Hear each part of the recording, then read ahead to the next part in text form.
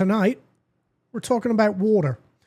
It's one of the most common concerns people raise when a data center gets proposed in their community. And that's because these are large industrial facilities and they need cooling systems to operate. And cooling systems use water. But most of the data out there on this subject is almost impossible to sort out. Reports and studies are using blended numbers, averages that mix two completely different cooling technologies together into a single figure. That blending misrepresents both systems. It makes one type of cooling look less damaging than it actually is, and it makes the other type look far more water intensive than it actually is. And the result of that is a public that's panicking over numbers that don't necessarily apply to their situation. So tonight, we're going to cut through all of that. We're going to break down how these cooling systems work, what the water use actually looks like for each one, and what you should be looking for when a data center is proposed in your community. To help us do that, we're sitting down with Andy Charron.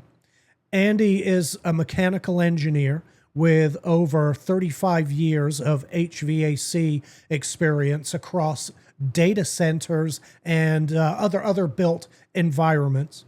He's worked nationally as a commissioning agent and has represented 4 global HVAC manufacturers over the course of his career. And I figure if anyone can walk us through these numbers, it's going to be Andy. So let's get into it. Andy, thank you for being here, brother. We appreciate you being able to take the time to come on and talk about cooling. Happy to, Alex. Nice to meet you guys, and thank you for having me. Thank you, Larry. It's great to have you, Andy. So before we get into water use numbers, I want you, if you can, to be able to give the audience make it as simple as we possibly can, effectively a plain language explanation of the types of cooling systems that we're going to be talking about tonight. You know, the evaporative open loop kinds, as people call them, and any closed loop kinds, and how each of those work so that we understand better. Happy to. So air conditioning is a very big topic, but we'll start with the basic systems. We're going to be talking about evaporative cooling systems and closed loop cooling systems tonight, and in large scale data centers. But cooling in general has applications ever how small or ever how big. So in an open system for evaporation, the simplest analogy there is perspiration. If you're outside or if you're hot and inside and you're perspiring, sweat beads up and air moves over you. You add a fan to that, you get cooler quicker. That perspiration evaporates. There's no mechanical system. It's just evaporative cooling. Mm-hmm. Spot coolers are another good example of that. They're used in manufacturing, or you might see a spot cooler. If you're watching TV, you might see it at a sporting event, whether it's the World Cup or a football game or whatnot. It's a big tub of water. Brings up water out of that and atomizes it, and a big fan blows water across that. Yeah. I've seen and those. It's very effective. Other examples of that would be if you're out in nature and you're standing near a waterfall of any magnitude, you might go, wow, it's cooler here. I'm by the rocks and the water's got atomization happening, and it's evaporative cooling. It's very simple. It's very natural, and that's how it works. Now, they are used in residential sense out west where there's arid climates, so it is more normal. But in Georgia or Tennessee or wherever in the southeast, you're not going to see what we call a swamp cooler. But what I'm getting ready to describe to you is how that evaporative system works. So as an open evaporative system, say in a data center, you would have fan assisted. So you'd have a fan wall or an air house. and you would bring domestic water in. You might have some storage tanks, but you would basically wet a media, and that media would look like a filter that you would filter air with, but you would actually let water trickle down the media. Air would blow across it. The evaporation takes place. It lowers the temperature of the air, and then it blows throughout the data hall and then recirculates. These systems are a little bit challenging in that they're on the scale of a data center. They're enormous. You're moving a lot of air, you're evaporating a lot of water, and it's hard to control the humidity. And it also taxes the water system, obviously. So there's some pushback with that, as you've probably been talking about. I'll just say this. It's not used a lot. It's kind of been an experimental phase, and some of the big hyperscale deliverers have been using it or experimenting with it. I don't know that we're going to see it forever, but there are some fan walls with evaporative cooling pads still being shipped today to certain end users. So that's kind of my synopsis of an open system or the evaporative cooling system. I'm going to move on to, if there's no questions about that, I'll move on to the closed loop. Yeah, I do have one question about that. That sure. Explains how they are cooling the, I guess, the interior of the building. What about the direct-to-chip cooling? How does that work with a open loop system? Well, okay, that's even more experimental, and I'm not an expert on that, but what I do know, I've heard a lot of chatter about it, and they're actually they're putting the servers or the chips or the boards into buckets of water. I'm saying it very simplified, and that it's not really just water. I'm not sure what mix. It might have glycol in it. That water has to be super clean, super filtered, with down to the micron, and they don't. There's more to come on that, so I think that's for a later discussion. So really, the open loop systems are about conditioning the ambient air, and that's how they're keeping their servers cool. Then, yes, yes. And now you are correct that open loops. I should have started with that, and my apologies. An open loop is open to atmosphere. Okay. Whether it's inside the building or outside the building, whether it's a cooling loop or whether it's a heat rejection loop, there are open loops out there, and generally there's water in them. It could have something else, like in the sense of these baths for submerged servers. But again, I think that explains it well enough based on where the industry is with it. There's more to come, as I said. Good to go on to closed loop cooling. So this is where, this is important to talk about this. So we talked about, air and water have been used for centuries with primitive cooling. I mean, like way back in centuries. In the last 125 years, the very innovative people have added refrigerants, and mechanical compression. As you compress refrigerant, you enhance the ability to do work, so you can do a lot more work. So air by itself is, say, unity. And when you add water, you're much more efficient than just air. And then if you add refrigerant, you're even more efficient. Okay. So there's different combinations of that cooling medium: air, water, and refrigerant. And I'll say one more thing about that. Think about you being outside on a 95-degree day. Your body's, 98.6 degrees. And if you're outside and you start sweating and you're getting hot, if it's 95 and you're in the shade, you're still getting hot, right? You can't move enough air over your body to cool off, even though it's 95 degrees. But if you got in a 90 or 95 degree pool of water, you'd cool right off. If you got a 70 degree, like room temperature water, you'd start shivering, even if you were, whether you're room temperature or whether you're perspiring. So that's a real world example of how the efficiency of air to water is. And if you add refrigerant, it gets even more efficient than that. So I don't want to dwell on that unless you have a question. No. What about, let's talk about closed loop. Sure. So closed loop, in closed loop data centers, there is a closed loop of water, but let's back up a layer from that. There is still refrigerant involved. So you have, like the air conditioner on your house, it's a closed loop refrigerant system. There's a high side or a hot side and a low side or a cold side. and it's pumping refrigerant around and it's moving heat out of your house. Okay.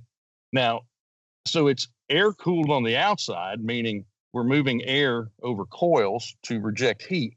But on the chiller itself has a barrel that it's called an evaporator barrel or heat exchanger, and it is exchanging refrigerant and water.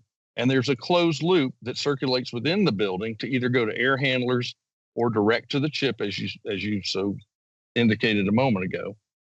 So there's lots of nuance to it, is what I'm getting at. But the bottom line, on a closed loop mechanical system, it is based on mechanical cooling, which refrigerant's involved, but it's in a separate system. And it's cooling the water, which goes out in the closed loop and takes care of the load. It brings it back outside the building to the chiller where it rejects heat, much like the air conditioner sitting on the outside of your house, but on a scale that's phenomenally bigger than that. I hope that's clear. Yeah, no, I think that explains it. Now, at least it explains it to me.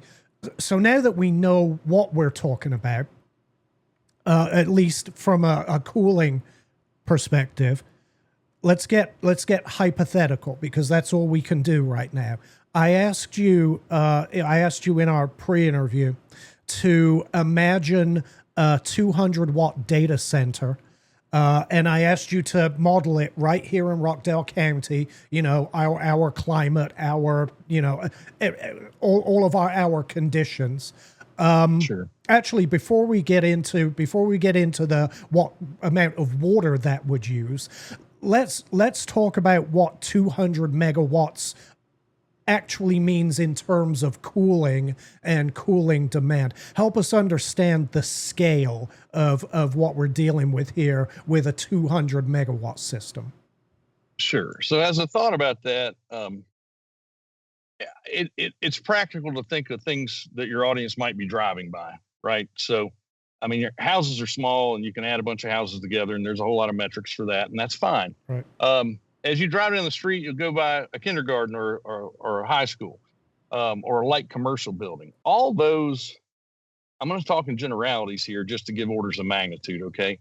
So all those things that I just mentioned would fall in the less than 1 megawatt category. They could be 250 kW, they could be half a meg, they could be a meg. Just depends on the size and so on and so forth. That would also represent something under 1,000 tons.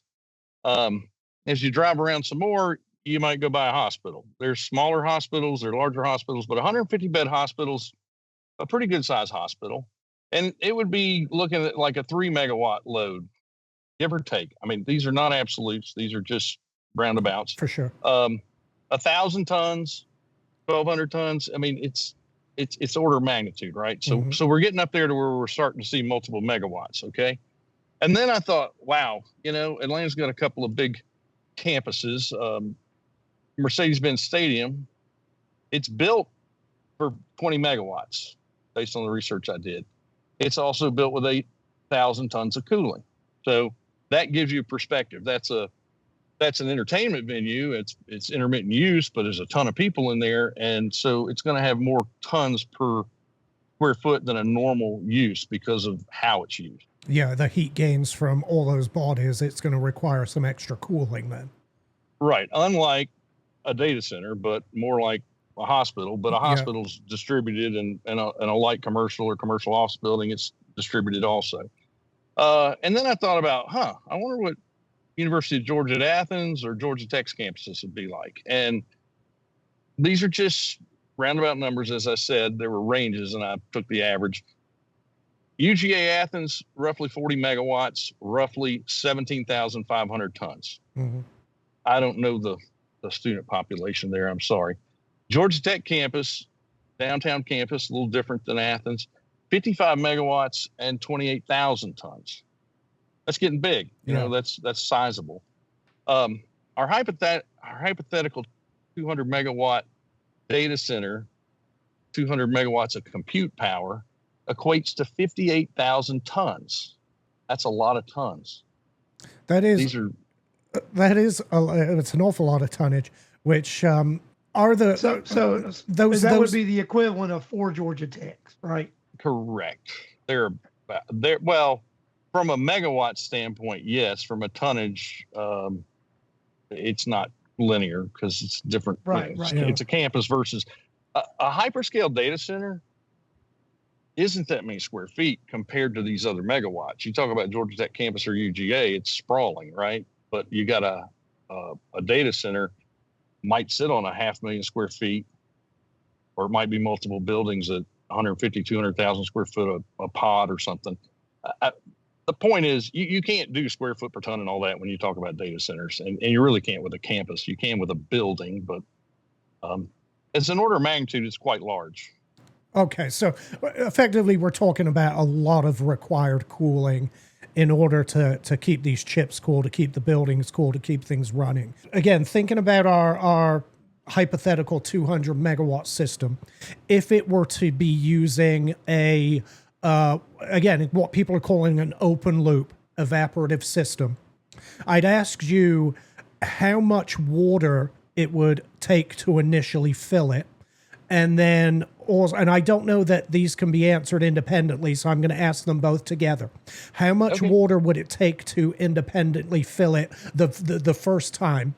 And then how much ongoing new freshwater use is there required in the open cooling system? The evaporative and open system, it's you don't really fill it. I mean, you do fill it. It's filled with domestic water, and then it operates, right? And so it's really just using water all the time. It's not recirculating any. It might throttle down a little bit, but based on that hypothetical data set, 200 megawatt data center being 58,000 tons, I came up with 65,000 gallons per hour. So that's the utilization to do the actual cooling, right? And whether you're doing it in 10 air houses or 100 air houses or fan walls, I mean, every data center is different, right? So the internal piping is all different. But right. What I'm saying is, at that rate of gallons per hour times what would it take to run it for a day, I'm suggesting that the fill would be 1.5 million gallons. Okay. It's static until you turn it on, but once you turn it on, it's, as long as the load's there, it doesn't matter if it's nighttime, it doesn't matter if the sun's shining or it's raining or it's winter. 58,000 tons is humming through there. It might turn down to 50,000 tons in the wintertime, but it isn't appreciable, and there's not a lot of diversity in the load. Okay. Does that make sense? Yeah, and it's using consistently 65,000 gallons an hour. Again, this is a hypothetical data center that we're talking about.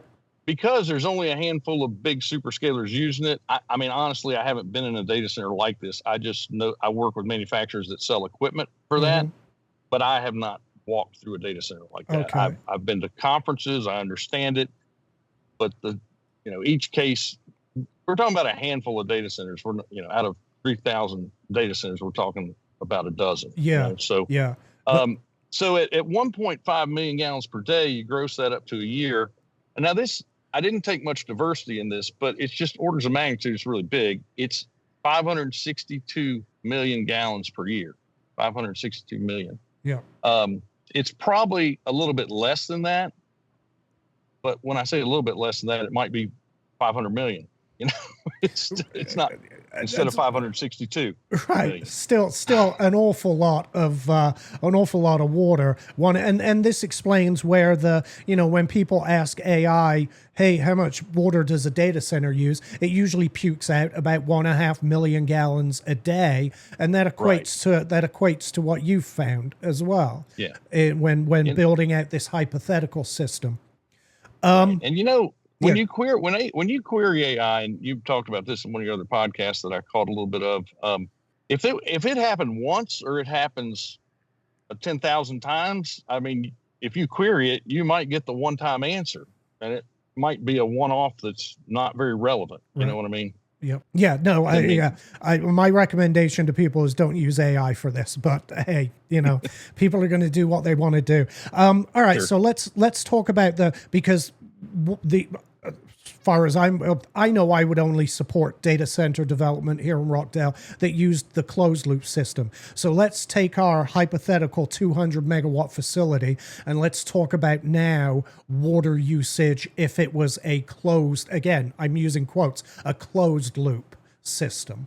So that same 200,000 megawatt compute power, we'd be at that 58,000 tons of cooling. That would represent about 100,000 GPM, 105,000 GPM, just a little.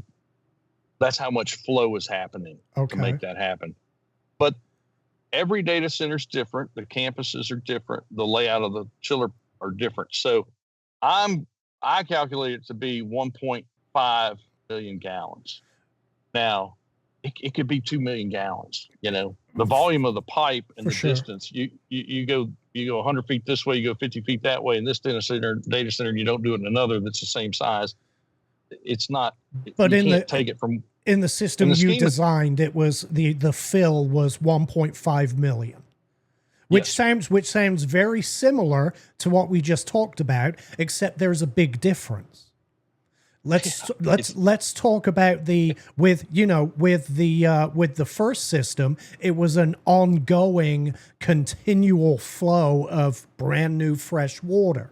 With a closed loop system, that's not the case, right? You fill it the one time, 1.5 million gallons. Then how much additional water does it need on a daily basis for cooling? Right. So the 1.5 million, if you're talking about the closed loop, it's, you don't ever it's not designed to need more water. Let that sink in. So it's not designed to need more water. It's not supposed to leak water, but there is maintenance that has to take place. So it is a sealed system. So there's no reason to add water to it, except for, you have to take samples every once in a while to make sure the chemical treatment's right, because you have inhibitors and you don't want to corrode piping and so on and so forth. So you have to make sure the water's clean and it's got the proper balance of chemicals in it. It's not a lot of chemicals, but it's just part of it's like testing your swimming pool or something. You have a lot of pumps in an environment like this. So there's a lot of pumps, there's a lot of pump seals. So you will have some leakage in the seals and you'll have to replace them. You might have a control valve or an isolation valve. Or other system components that you might have to maintain. So you might have to do some maintenance and you might lose a half a gallon of water in the process, or you might lose 10 gallons of water, depending on what we're dealing with in the system. But I assumed, I looked at some white papers and did a little research, and between 0 and 5% volume in a given year for maintenance. And that's coming up to it's less than 100,000 gallons a year.